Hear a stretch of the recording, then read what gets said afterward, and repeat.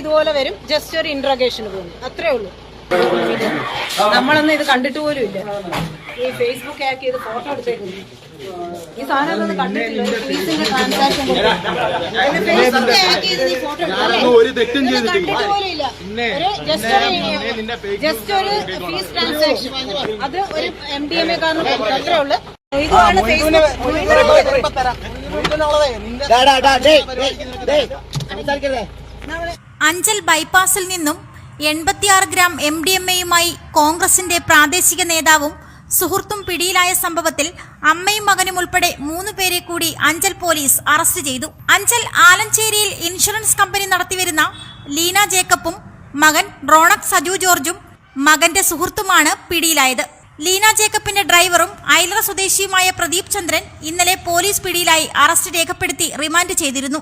2024 November മാസം 24-ാം തീയതിയാണ് കൊല്ലം rural dance of ടീമും അഞ്ചൽ പോലീസും ചേർന്ന് അഞ്ചലിലെ കോൺഗ്രസിന്റെ പ്രാദേശിക നേതാവായിട്ടുള്ള ഷിജു കോട്ടവിളയെയും സുഹൃത്ത് സാജൻ രാജിനെയും 86 ഗ്രാം MDMAയുമായി അറസ്റ്റ് ചെയ്ത് റിമാൻഡ് ചെയ്തിരുന്നു.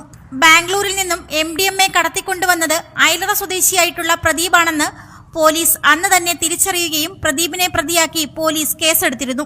പ്രദീപിനെതിരെ പോലീസ് കേസെടുത്തതറിഞ്ഞ് ഒളിവിൽ പോയ പ്രതിയെ കഴിഞ്ഞ ദിവസം തമിഴ്നാട്ടിലെ പുളിയറയിൽ നിന്നും അഞ്ചൽ പോലീസും പുനലൂർ ഡിവൈഎസ്പിയുടെ ഷാഡോ പോലീസും ചേർന്നാണ് പിടികൂടിയത്. പ്രദീപ് ബാംഗ്ലൂരും തമിഴ്നാട്ടിലും ടോറസ് ലോറിയിലെ ഡ്രൈവറായി ജോലി നോക്കി ഒളിവിൽ കഴിഞ്ഞു വരികയായിരുന്നു. പ്രദീപിനെ കൂടുതൽ ചോദ്യം ചെയ്തതിൽ നിന്നുമാണ് അമ്മയും മകനും ഉൾപ്പെടെ 3 പേർ കൂടി പോലീസ് പിടിയിലാകുന്നത്. അറസ്റ്റിലായ ലീന ജേക്കബ് MDMA വാങ്ങുന്നതിനുള്ള പണവും പ്രദീപിന് ഒളിവിൽ താമസിക്കാനുള്ള എല്ലാ സൗകര്യങ്ങളും ചെയ്തു നൽകുകയും ചെയ്തിരുന്നത് ലീന ജേക്കബാണെന്ന് പോലീസ് കണ്ടെത്തി. ലീന ജേക്കബിന്റെ മകൻ റോണക്ക് ബാംഗ്ലൂരിൽ അനസ്തേഷ്യ കോഴ്സ് പൂർത്തിയാക്കി ജോലി അന്വേഷിച്ച് ബാംഗ്ലൂരിൽ താമസിക്കുകയാണ്. ഇതിനിടയിലാണ് റോണക്ക് മുഖേന പ്രദീപും മറ്റും ചേർന്ന് MDMA ബാംഗ്ലൂരിൽ നിന്നും അഞ്ചലിലെത്തിക്കുകയും ചില്ലറ വിൽപ്പന നടത്തുന്നതിനു വേണ്ടി റിമാൻഡിൽ കഴിയുന്ന ഷിജുവിനും സാജൻ രാജനും നൽകിയത്. MDMA വാങ്ങുന്നതിനു വേണ്ടി പ്രദീപിനൊപ്പം സഹായിയായി പോയ ആളാണ് അറസ്റ്റിലായ റോണക്കിന്റെ സുഹൃത്ത് ആലഞ്ചേരി സ്വദേശി 22 വയസ്സുള്ള ആകാശ്.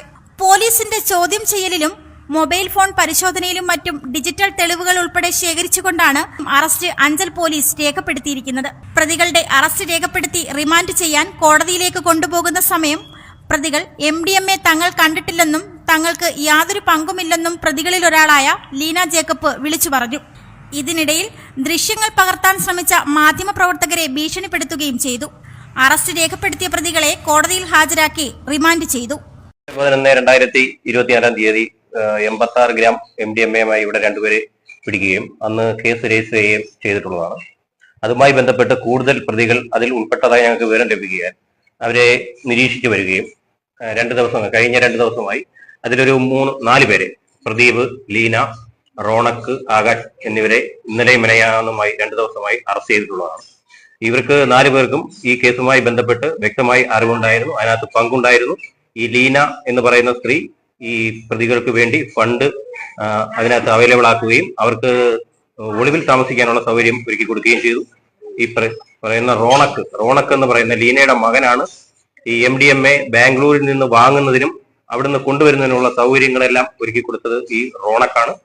ഈ ആകാശ് എന്ന് പറയുന്ന പ്രതി ഇവന്റെ കൂടെ ഈ പ്രതിയുടെ 3-ാം പ്രതിയുടെ ബാംഗ്ലൂരിൽ പോയി സാധനം കൊണ്ടുവരുന്നതിന് പങ്കാളിയായിട്ടുള്ളത് ആകാശായിരുന്നു. ബാക്കി 3 പേരും ഇതിനകത്ത്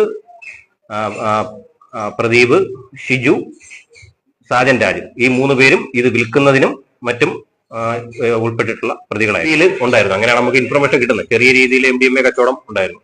ഇപ്പം ബൾക്കായിട്ട് ഈ ഇടയ്ക്കാണ് അവർ ആരംഭിച്ചത്. കഴിഞ്ഞ ഒരു 2 മാസത്തിനകത്താണ് പ്രദീപ് അവർക്ക് തീർച്ചയായും അറിവുണ്ടായിരുന്നു. അവരെ മോന് ഇതിൽ പങ്കുണ്ടെന്നുള്ള കാര്യം, അല്ലാതെ ഇത് കടത്തുന്നുള്ള കാര്യം അവർക്ക് അറിവുണ്ടായിരുന്നു.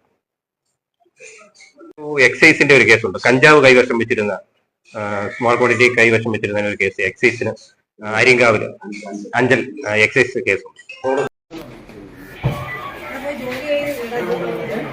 നമ്മളൊന്നും ഇത് കണ്ടിട്ട് പോലും ഇല്ല. ഈ ഫേസ്ബുക്ക് ഹാക്ക് ചെയ്ത് ഫോട്ടോ എടുത്തേക്കുന്നു. നിന്റെ ഫേക്ക് ന്യൂസ് ഞാൻ ഒരു തെറ്റും ചെയ്തിട്ടില്ല. നിന്റെ ഫേക്ക് ന്യൂസ് ഞങ്ങൾ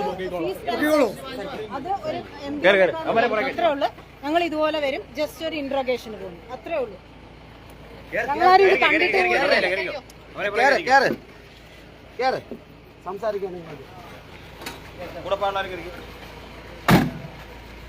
ഇത് കണ്ടിട്ട് പോലും ഇല്ലാത്ത സാധനമാണ്. മൊയ്തു ഫേസ്ബുക്ക് ഹാക്ക് ചെയ്ത് കുറെ ഫോട്ടോ ഒക്കെ എടുത്തിട്ടേക്കുന്നത്. മൊയ്തുവിനോട് പറയാ ജോലി ചെയ്ത് ജീവിക്കണം. നമ്മളിത് കണ്ടിട്ട് പോലും ഇല്ല സാധനം. മൊയ്തുവിനുള്ളത് വരുമ്പോ തരാം. മൊയ്തുവിനുള്ളതേ നിന്റെ കാണിക്കുന്ന പരിപാടിക്ക് നമ്മൾ എടുത്തില്ല ആവശ്യത്തിന് എടുത്തില്ലേ? ഫേസ്ബുക്ക് ഹാക്ക് ചെയ്ത് ഫോട്ടോ എടുത്തേക്കുന്നത്. ഫേസ്ബുക്ക് ഹാക്ക് ചെയ്ത് ഫേക്ക് ന്യൂസിനെ പെണ്ണുങ്ങളെ ഫോട്ടോ ഇട്ട് ഉണ്ടല്ലേ? ഉറപ്പായിട്ടും ഞാൻ വെയിറ്റ് ചെയ്യും. ഫോട്ടോ ഇട്ട്